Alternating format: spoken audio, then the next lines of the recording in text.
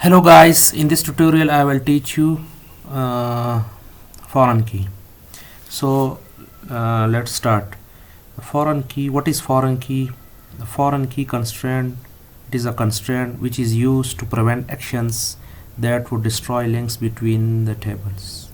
Foreign key is a field or collection of fields in one table that refers to the primary key in another table. So the table with the foreign key is called the child table, and the table with the primary key is called the referenced or parent table. So this means it will link one table or child table with the parent table. So let's start how to make an attribute as a foreign key attribute. You can see here there are three tables: student, course registration, and subject. We have described the two tables, course registration and subject. The attributes of course registration are student ID, subject ID, and date, while the attributes of the subject table are subject ID and subject name. So this means there are three tables which are where the attributes are common. For example, the attribute of subject ID exists in the course registration, and similarly the attribute of the student table exists in the course registration. So course registration have two attributes, student ID and subject ID, which also exist in other two tables. So this means we must have to relate the course registration attributes, these two attributes, student ID and subject ID, to their parent table respectively. So first select the data. We have already inserted some data, although we have not put foreign key constraint, but we have inserted data. So let's start. Select static from course registration. 35 rows. Course registration. You see student ID 1 is registered in 3 subjects, 1, 2, 3 on particular date.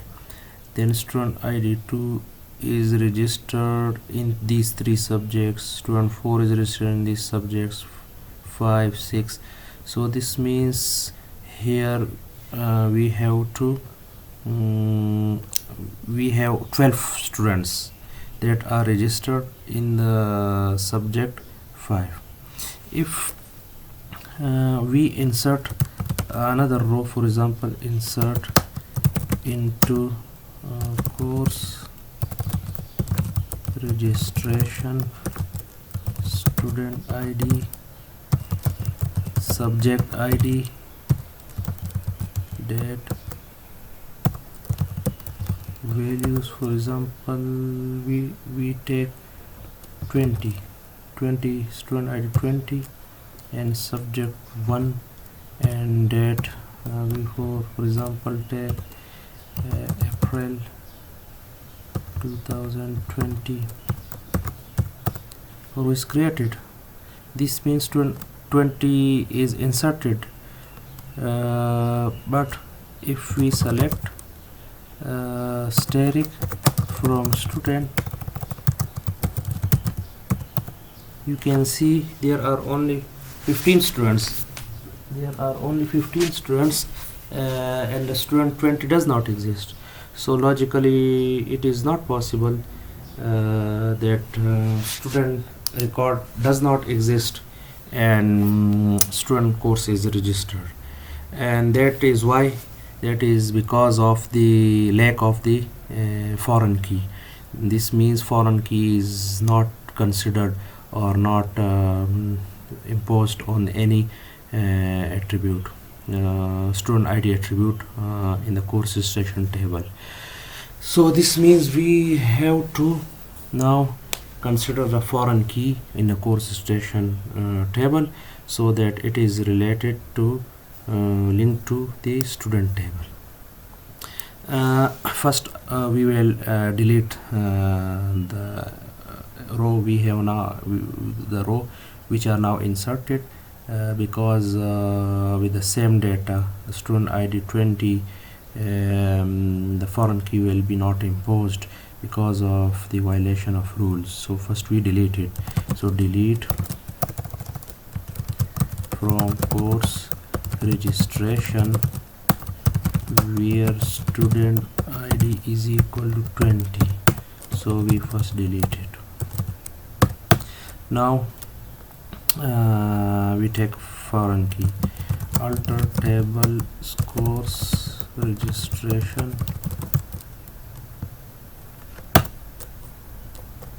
alter table course registration. And in our previous lecture we have already seen that alter is used to modify the existing table structure, either add column, either drop column, or modify column. So using alter command we can modify column and can put constraint on it.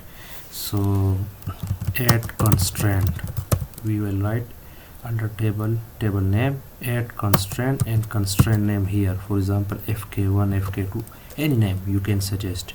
So I write add constraint fk1 foreign key, on which column? Student ID. But here we will not put semicolon, because we have mentioned the attribute name student ID, but we have not linked this student ID to the parent table attributes. So we will now write here references. So we will refer the table which is student and the associated attribute ID.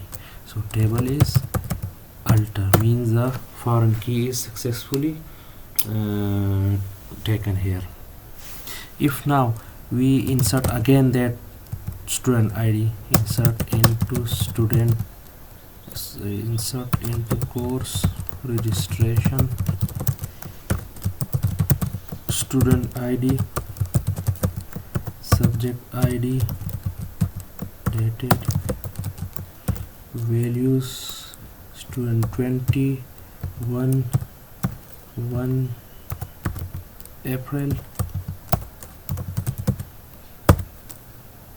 2020, the same data we are inserting again. So now you can see integrity constraint violated, parent key not found.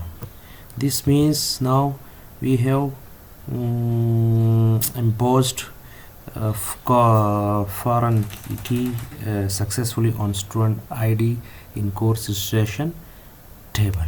Similarly we have other attribute subject ID, which is also not related to the subject ID attribute of the parent table subject. So we will now link it now through foreign key. So alter table course, alter table course registration, add constraint foreign key and subject ID, references subject, and here key is on subject ID, no matching unique or primary key for okay. So the error is that no matching unique or primary key for this list. Here there is no primary key on the subject ID, so this means we must have primary key attribute before taking foreign key. In the last example we already had a primary key on the student ID attribute in the respective student table, but here there is no primary key. So first we will make student ID as a primary key attribute in the respective parent table. So alter table subject, add primary key, subject id. Table is altered now. Primary key attribute is chosen, and the subject id have primary key now.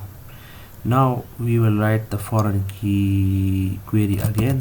So alter table course registration, add constraint fk1 foreign key subject id references subject id name already used by existing constraint. So in last foreign key we already took this fk1, so we will make it fk2 now. Now table is altered, so successfully we have inserted we have taken two foreign keys. We have put foreign key constraint on these two attributes.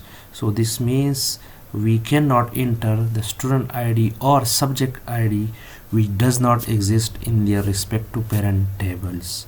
Why? Because these two attributes of the table student course registration is linked to the parent tables. So first we have to insert data in the respective table, then we can insert data here. If we don't have data in the parent table, so we cannot insert here. So this was all about foreign key. Thank you for watching my video so much. Thank you.